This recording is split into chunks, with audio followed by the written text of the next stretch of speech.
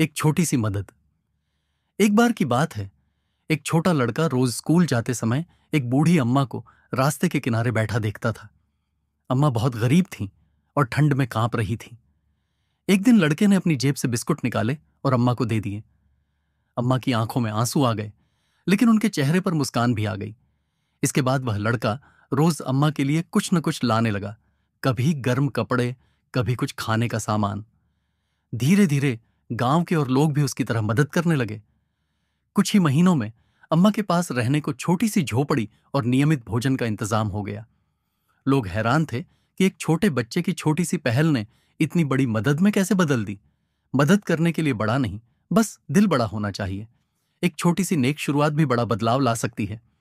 अगर आप किसी और तरह की कहानी चाहते हैं, जैसे हास्य, डरावनी, पौराणिक या प्रेम कहानी, तो बताइए, मैं वैसी भी सुना सकता हूं। अब गांव के लोग उस छोटे लड़के की तारीफ करने लगे।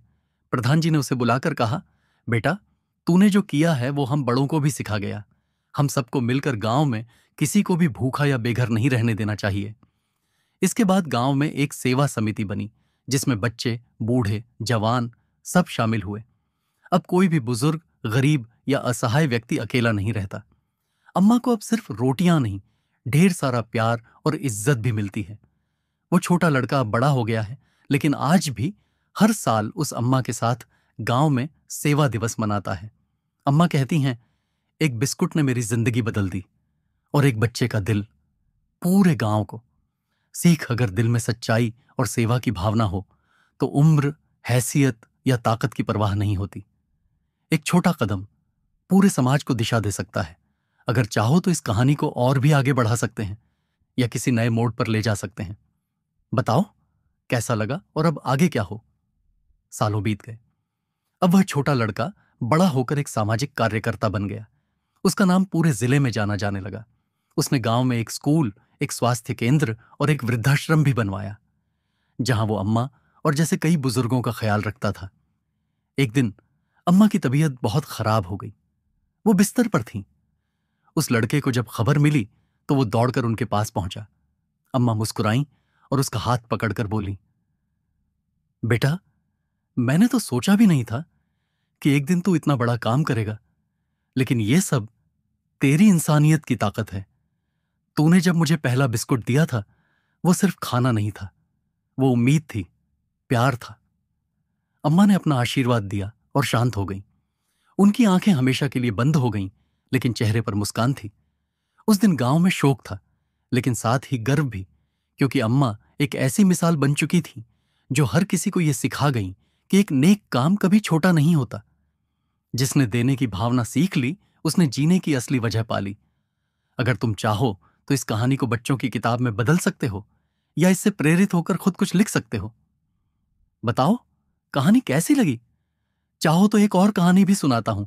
अम्मा के जाने के बाद उस लड़के ने वृद्धाश्रम का नाम बदलकर अम्मा निवास रख दिया। वहां अब सिर्फ खाना और दवा नहीं मिलती थी, वहां बुजुर्गों को प्यार, अपनापन और सम्मान भी मिलता था। गांव के बच्चे हर रविवार को वहां आते, बुजुर्गों से कहानियां सुनते और उन्हें फूल देते। ये परंपरा बन गई। वो छोटा बच्चा, जो अब एक प्रसिद्ध समाज सेवी बन चुका था, हर साल अम्मा की पुण्यतिथि पर एक छोटी सी मोमबत्ती जलाता और कहता, ये उजाला उसी एक बिस्कुट की लौ से जला था। धीरे धीरे आसपास के गांवों ने भी उसकी मिसाल पर चलते हुए अपने अपने अम्मा निवास बनाए।